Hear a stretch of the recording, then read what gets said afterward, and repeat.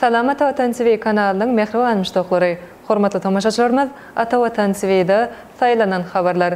Habarymyzyň şuňky sanyna. Türkmen Türk gatnaşyklary sowda dolanşygy 1,532 milyar dollara ýetdi. Abu Dhabi şäherinde Türkmenistanyň forum geçiriler. Prezident Biden prezident saýlawlary üçin ses berdi. Rodri altyn pökgüni gazandy. 64 ýyldan soňra ilkinji ispan futbolçy boldy. Türkmenistanyň Sewitdäki iň iri sowda hyzmatdaşlaryndan biri bolan Türkiýe Respublikasy milli bayram bolan Garaşsyzlyk günni, ýagny Respublika günni belliýär. Türkiýe Respublikasynyň esaslandyrylmagynyň 101 ýyllygy münasibetli Türkiýe Respublikasynyň Türkmenistanyň adatandaşlary bo dowluk tiýarly elçisi Ahmet Demirok Türkmen metbuatyna çykyş etdi. Onuň beýanatyna belän geçilşi ýaly Türkiýe Respublikasy doganlyk dowlatlar bilen gatnaşyklarynyň ösdürilmegine aýratyn ähmiýet berýär. Türkmenistanyň garaşsyzlygyny ilkinjileriň hataryny ikrar eden Türkiýe Respublikasy Türkmenistanyň hemişelik bir taraply hukuk derejesini gollaýar. Ýokary derejedäki özara saparlar dowlatary gatnaşyklaryny täze derejelere çykardy. Türkmenistanyň prezidenti Serdar Berdimuhammedow 2023-nji ýylyň 25-nji 26-njy oktýabrynda Türkiýe Respublikasyna amala aşyran resmi sapary dowlatary gatnaşyklaryny mundan beýlekde ösdürmäge uly iteri berdi. Saparyň çäklerine gol çekilen 13 ýylalyşyk iki ýurdun şertnamalaryň hukuk binýadynyň üstüni ýetirdi. 2023-nji ýylyň 5-nji 6-njy dekabrynda Türkiýe Respublikasynyň vice-prezidenti Cevdet Yılmaz'ın Aşgabatda sapar hem ören netijeli boldy. Şol saparyň çäklerinde hökümet ary Türkmen Türk toporunyň mejlisi hemde 150 goloy Türk kompaniýasynyň gatnaşmagyna işöwürler forumy geçirildi. 2024-nji ýyldaky saparlar gatnaşyklarymyzyň belet derejesini görkezdi. Türkmen halkynyň milli lideri, Türkmenistanyň halk maslahatynyň başlygy Gurbanuly Berdimuhammedowyň 3-nji Antalya diplomatiýa forumuna gatnaşmagy munyň aýdyň suwtnamasydyr. Sowda ykdysady gatnaşyklary aýratyn ähmiýet berilýär. 2023-nji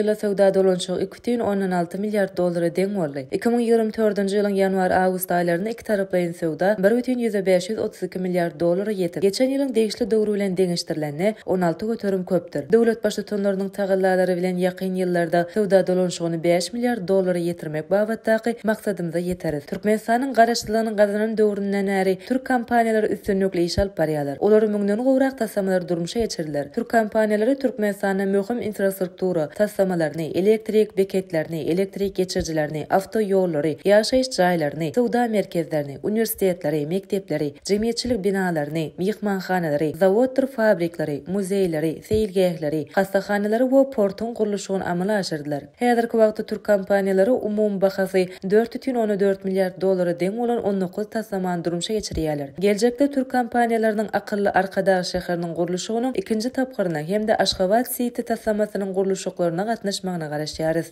2024-nji ýylyň 7-8-nji noýabrynda Birleşen Arap Emirlikläriniň Abu Dhabi şäherinde Türkmenistana sowda, maýy goýun we işöwürlik mümkinçilikleri adly forum geçiriler. Grand Hyatt Abu Dhabi Pearl mehmanhanasynyň mejlisler zalyna geçirilmegi meýilleşdirilýän bu foruma Türkmenistanyň baýlyk bazasynyň ösüşi we halkara hyzmatdaşlygy üçin täze mümkinçilikleri barada pikir alşmak maksady bilen Türkmenistanyň wekilçilikli topar gatnaşar. 2 günläp dowam etjek forum aýratyn ugrulary boýunça bölümlere bölünip geçiriler. Energetika, himiýa senagaty, ulag we logistika, gurulşyk hemde önümçilik ýaly möhüm tassamalar gözden geçiriljek forum, mali ykdysady, neft-gaz, energetika, senagat, sowda, owu we suw hojalygy, daşky urşaw gorumak, ulug ary gatnaşyk we beýlek ugrulary öz içine alar. Türkmenistana sowda, maýy goýun we işöwürlik mümkinçilikleri adly forum daşary ýurtlar bilen sowda ykdysady gatnaşyklary pogtalandyrmakda, özara behwitli hyzmatdaşlygy giňeltmekde, ýurdumyzyň ykdysady mümkinçiliklerini ýeten belet sepetlerini açyp görkezmekde möhüm ähmiýete eýe bolar.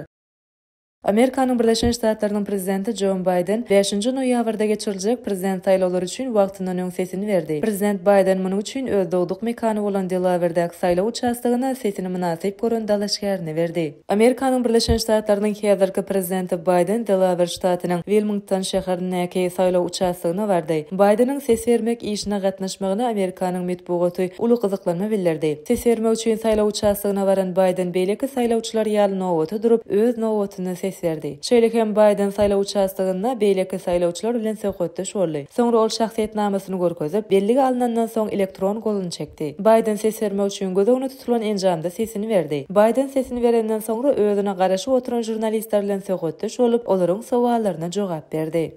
2024-nji ýylda Fransanyň France Football jurnaly tarapyndan goşulýan altyn pökkü bayragyna Ispaniýaly futbolçy Rodri münasip boldy. Ol 64 ýyldan soňra bu bayraga münasip bolan ilkinji ispan futbolçy boldy. Şeýlekem Rodri dünýäniň iň güýçli futbolçylaryna goşulýan bu awraýly bayraga münasip bolan hüjümçi bolmadyk futbolçylaryň biridir. 2023-nji 2024-nji ýylyň mövsüminiň iň güýçli futbolçysy elan edilen Rodri netijeli mövsüm geçirdi. Ol Ispaniýanyň milli ýygyndysy bilen Ýewropanyň çempionu boldy. Çykyş edýän Manchester City topary bilen çempion boldy. Şeýlelikde hüjümçi bolmadyk Rodri 64 ýyldan soňra bu bayraga münasip bolan ilkinji ispan futbolçydyr. Ispaniýanyň futbolçylaryndan 1957-nji ýylda, 1959-njy ýyllarda Alfredo Di Stefano we 1960-njy ýylda Suarez Miramontes altyn pökkü bayragyny alypdy. Şeýlekem Rodri'niň bu üstünlügi 16 ýyldan soňra Angliýanyň milli çempionatyna çykyş edýän futbolçynyň gazanan üstünlügi boldy. Mundan başga Rodri Manchester City toparyna ilkinji altyn pökkü bayragyny gazanyrdy.